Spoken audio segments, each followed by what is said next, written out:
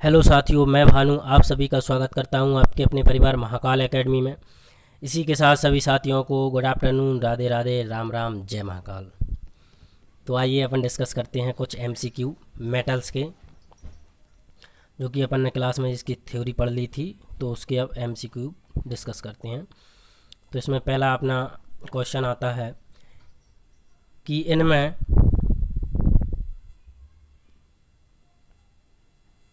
एक मिनट रुकी।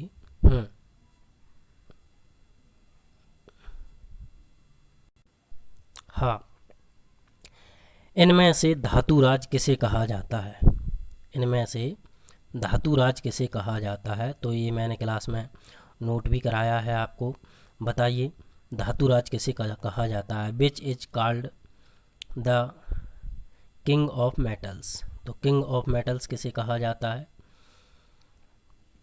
ना? एच जी पारा है, ए यू चांदी है, फ्रेंसियम है, ए यू है ना, ए यू सोना है, ये फ्रेंसियम है एफ आर, और पी टी प्लेटिनम है। तो इसमें से किसे कहा जाता है? तो इसमें से कहा जाता है, धातुराज कहा जाता है ए यू। ए यू यानी कि सोने को, है ना, गोल्ड को। ए यू सोना या गोल्ड को धातुराज कहा जाता है। नेक्स्ट क्वेश्चन है, आप भी लगाइए कितने क्वेश्चन आपके सही करते हैं, है ना, सही निकलते हैं, कितने क्वेश्चन आप सही कर सकते हैं। तो उसे आप कमेंट बॉक्स में ज़रूर बताइए। अगला क्वेश्चन है अपना, मूर्ख सोना किससे संबंधित होगा? मूर्ख सोना किसे कहा जाता है? कहने का मतलब ये है कि मूर्ख सोना किससे संबंधित होता है या किससे संबंधित होगा मूर्ख सोना। तो ये बताइए, मूर्ख सोना बताइए किससे संबंधित है। तो पहला अपना बॉक्साइड, एंथ्रेसाइड, पायराइट, सिंडेराइट। तो मूर्ख सोने को मैंने बताया था कि पायराइट भी कहा जाता है। इसमें आ जाएगा अपना मूर्ख सोना, इसे पायराइट भी कहा जाता है। मूर्ख सोने को पायराइट कहा जाता है, इसका हिंदी में नाम पायराइट, मूर्ख सोना। ये आयरन पायराइड होता है या फिर आयरन सल्फाइड होता है, तो इसे अपन मूर्ख सोना कहते हैं। अगला आता है अपना कि इनमें किसका महत्व, सॉरी घनत्व, इसमें इनमें से किसका घनत्व सबसे अधिक होगा, यानी कि कौन भारी होगा या किसका घनत्व सबसे अधिक होगा। कॉपर आता है पहला, दूसरे नंबर पर आता है एफ ई, तीसरे नंबर पर आता है एच जी यानी कि पारा, और फिर चौथा नंबर पर आता है अपना ए यू, ए यू यानी कि सोना। तो बताइए इनमें से किसका घनत्व अधिक होगा? तो इनमें से अपना घनत्व अधिक होगा ए यू सोने का, है ना, ए यू।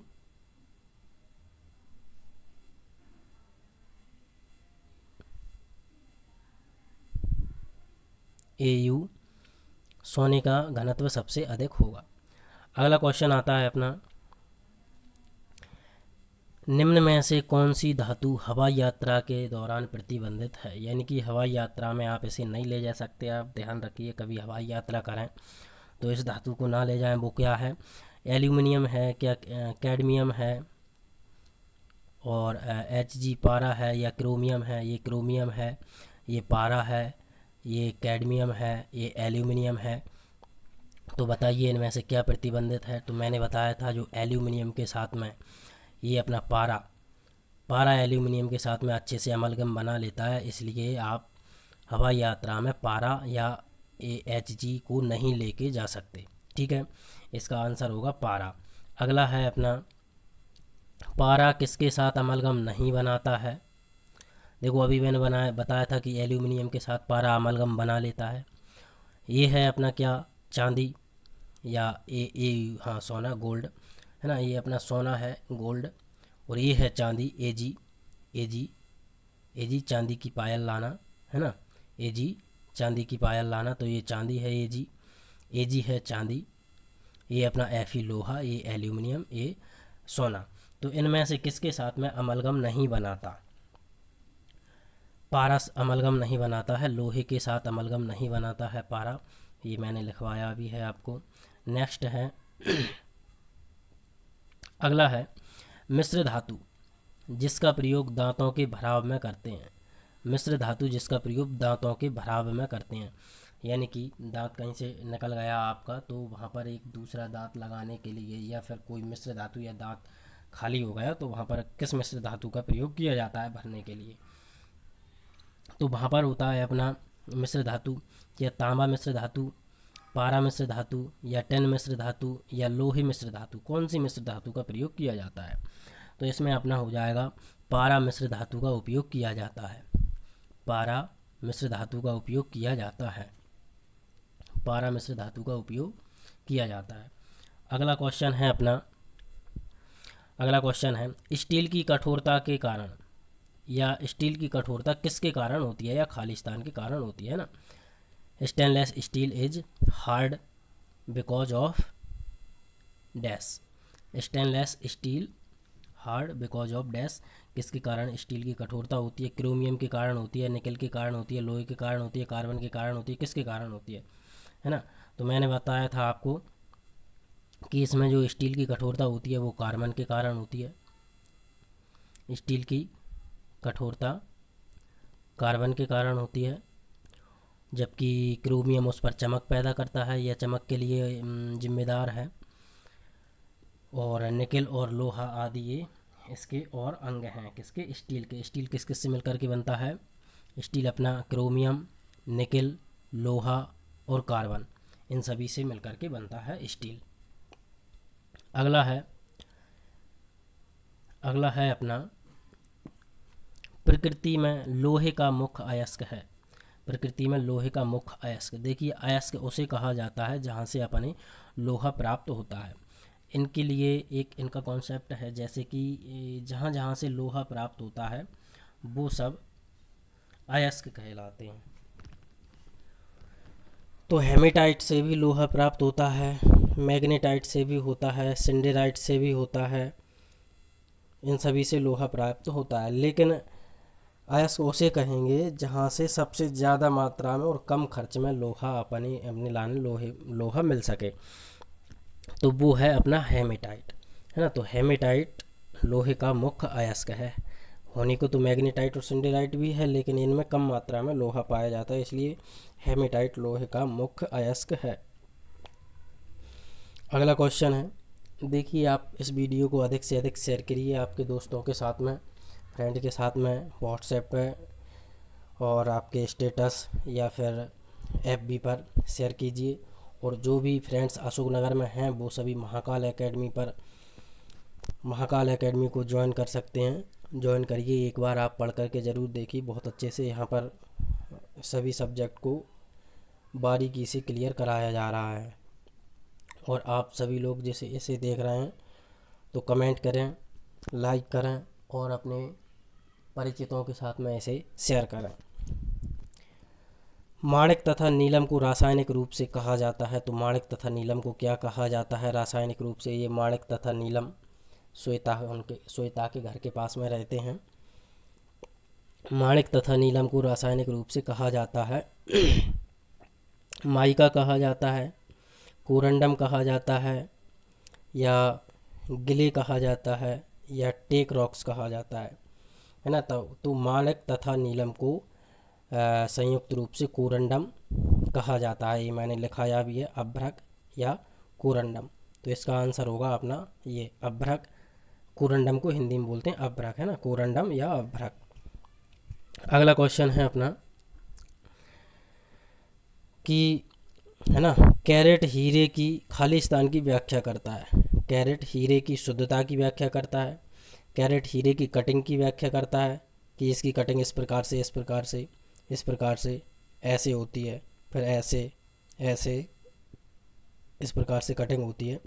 तो क्या उसकी व्याख्या करता है? उसके चमक की व्याख्या करता है, उसके द्रव्यमान की व्याख्या करता है। तो इसमें से आपको सही आंसर बताना है। इसका सही आंसर हो जाएगा कि कैरेट हीरे की द्रव्यमान की व्याख्या करता है। ठीक है, कैरेट हीरे की द्रव्यमान की व्याख्या करता है।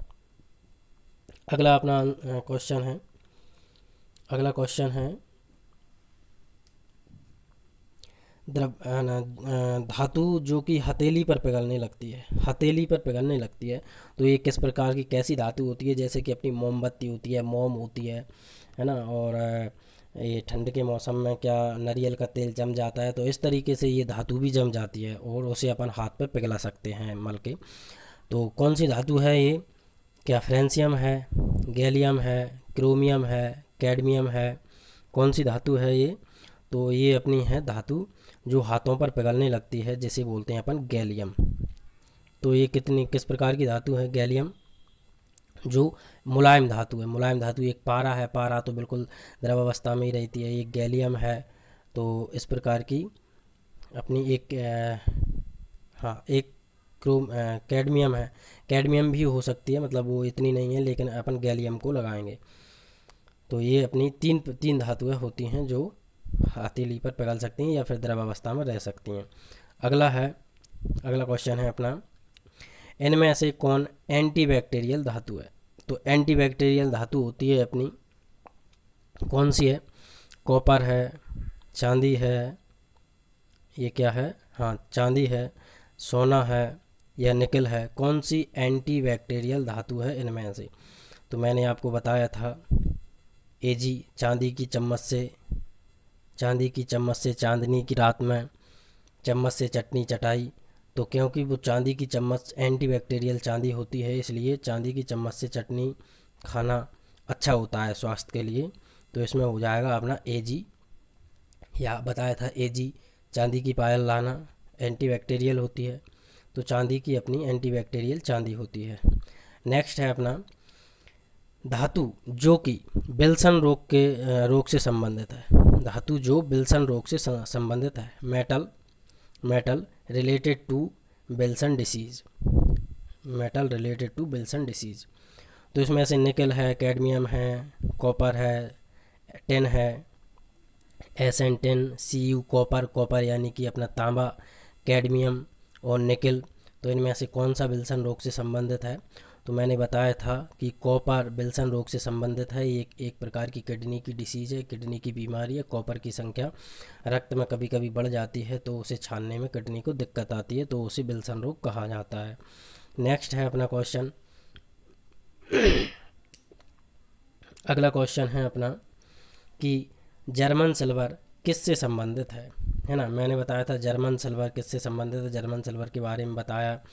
कॉपर, जिंक, ये चांदी, अपना एजी, सिल्वर और निकल, ये चार आपके ऑप्शन हैं। इनमें से जर्मन सिल्वर बताइए किससे संबंधित है। तो देखो जर्मन सिल्वर में मैंने बताया था सिल्वर बिल्कुल नहीं होता। और ये किस नाम पर नाम रखा गया है? तो एक वैज्ञानिक थे जर्मन ई ए गैटनर। जर्मन ई ए गैटनर, ये जर्मन ई ए गैटनर वैज्ञानिक का ही नाम था, तो उन्होंने इसे बनाया था, इसके नाम पर उन्होंने जर्मन नाम रख दिया। तो जर्मन सिल्वर में सिल्वर बिल्कुल नहीं होता है, तो ये सिल्वर से संबंधित नहीं है। जबकि ये किस किस से मिलकर के बनी होती है? कॉपर, जिंक और निकल से मिलकर के बनी होती है कौन? जर्मन सिल्वर धातु। अगला है अपना टाँका या कांटा नहीं, टाँका है। टाँका जो अपन टाँका लगाते हैं किसमें? ये जो जोड़ते हैं, तार जोड़ते हैं टीवी वगैरह सुधारने में या रेडियो वगैरह सुधारने में। तो टाँका मिश्र धातु है किस किस की? तो ये अपनी पीबी या एफई यानी कि लेड या लोहे की है, या फिर अपना टिन या लोहे की है, एसएन टिन और एफई लोहा। और पीबी और एसएन की है, या कॉपर या एसएन की है, कॉपर या टिन की है। तो इसमें से अपना आंसर हो जाएगा, ये है अपनी पीबी और एसएन है ना, यानी कि लेड और टिन। टाँका मिश्र धातु है लेड और टिन की। टाँका मिश्र धातु है लेड और टिन की। ठीक है, अगला क्वेश्चन है, टाँका मिश्र धातु है लेड और टिन की। अगला है अपना धातु जो कि विद्युत की उत्तम चालक है। धातु जो विद्युत की उत्तम चालक है, यानी कि इसमें विद्युत अच्छे से प्रवाहित हो जाती है। किस में हो जाती है? कॉपर में हो जाती है क्या निकल में हो जाती है क्या चांदी में होती है, क्या क्रोमियम में होती है, क्या सभी में हो जाती है, या सभी में हो जाती है तो फिर सबसे अच्छी किस में होती है। उत्तम चालक पूछा है, उत्तम चालक, तो उत्तम चालक अपना है चांदी, है ना। उत्तम चालक चांदी Ag। तो इसमें अच्छे से धातु प्रवाहित हो जाती है। इसके बाद में होती है फिर कॉपर में, है ना। तो कॉपर के वायर ज़्यादातर आपने देखे होंगे, चांदी के महंगे पड़ते हैं, इसलिए चांदी के वायर नहीं लगाते, और वो डर भी रहता है कि कोई चांदी का वायर काट लेगा तार को, तो फिर चोरी होने की भी ज़्यादा संभावना रहती है, महंगा भी होता है। तो इसका आंसर हो जाएगा अपना चांदी Ag। ठीक है। अगला है अपना उच्च अभिक्रियाशील धातु। उच्च अभिक्रियाशील धातु कौन सी है। देखो, उच्च अभिक्रियाशील धातु मैंने पहले ही आपको जो है वर्ग में बताया था, पहले ही वर्ग में बताया था, एस ब्लॉक में। हलीना की रब से फरियाद कौन सी, हाइड्रोजन, लिथियम, सोडियम, हलीना की पोटेशियम, रूबियम और सीजियम और फ्रेंसियम। तो फ्रेंसियम सबसे नीचे आता है, वो इसका परमाणु क्रमांक 87 है। धातुओं में परमाणु क्रमांक 87 सीजियम का ही आता है, और बाकी सभी का इससे कम आता है, बाकी धातुओं का। तो इसकी परमाणु त्रिज्या बढ़ जाती है, त्रिज्या इसकी बढ़ जाती है, तो ये जल्दी से अपना लास्ट इलेक्ट्रॉन दान करने की सोचता है। तो इसलिए ये सबसे अभिक्रियाशील धातु है। जबकि देखो निकेल और ये अपना सोना और चांदी और ये फ्रेंसियम, तो इसमें से अपना आंसर हो जाएगा फ्रेंसियम। ठीक है, ये उच्च अभिक्रियाशील धातु है। अगला क्वेश्चन आता है, सबसे मुलायम धातु है, सबसे मुलायम धातु है। अच्छा, ये बता भी दिया था। चलिए, तो इसका आप कमेंट में कमेंट करके बताइए कि सबसे मुलायम धातु इनमें से कौन सी है। और आप सब लोग चैनल को सब्सक्राइब करें, लाइक करें, शेयर करें। और जो लोग देख रहे हैं, जो स्टूडेंट देख रहे हैं, जो अभी महाकाल एकेडमी इन्होंने ज्वाइन नहीं की है, तो वो कृपया ऑफलाइन महाकाल एकेडमी ज्वाइन करें, जिस पर इसी प्रकार से आप देख रहे होंगे, तो बहुत अच्छे से सभी सब्जेक्ट